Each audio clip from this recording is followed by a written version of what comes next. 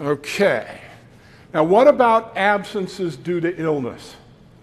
The full day rule applies to absences due to illness the same as personal absences, but it's conditional. If and only if the employer has a bona fide sick leave plan and the employee has either not yet accumulated time or has exhausted time, then the employer can dock the employee for full day absences due to illness. But if the employer has no sick leave plan, and by sick leave I mean also PTO or any other plan where you can take off if you're sick and get paid. If the employer has no sick leave plan for exempt employees, then the full work week rule applies. So you better have some kind of sick leave plan, or otherwise when your employees are sick, exempt employees are sick, you're going to have to pay them the full work week unless they miss the full work week. All right, so with that condition, you can deduct full day absences before the employee has qualified for sick leave or after they've exhausted their sick leave allowance. So I have 4 hours. One second. I have 4 hours left in my sick leave balance. I miss a full day.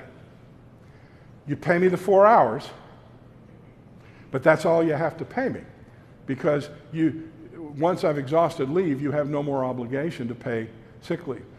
So I miss 4 hours on Tuesday, and then I'm off Wednesday, Thursday, Friday due to illness. You don't have to pay me Wednesday, Thursday, Friday, because I've exhausted my sick leave.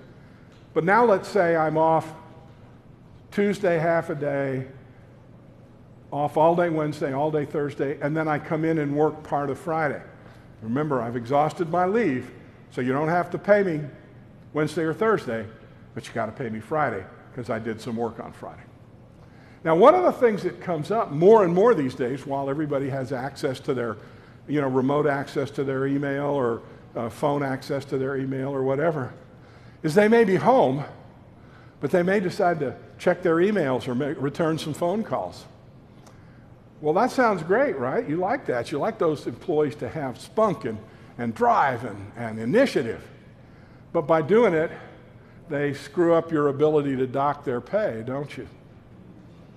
So Sally has no more sick leave, and so she's off Wednesday, Thursday, Friday. But while she's off, she's responding to some emails. I got to pay her those days. So if you intend to have someone not be paid when they're off for personal reasons or reasons or absence due to illness, then you tell them not to do any work and enforce it. Just one of the many miracles of modern technology.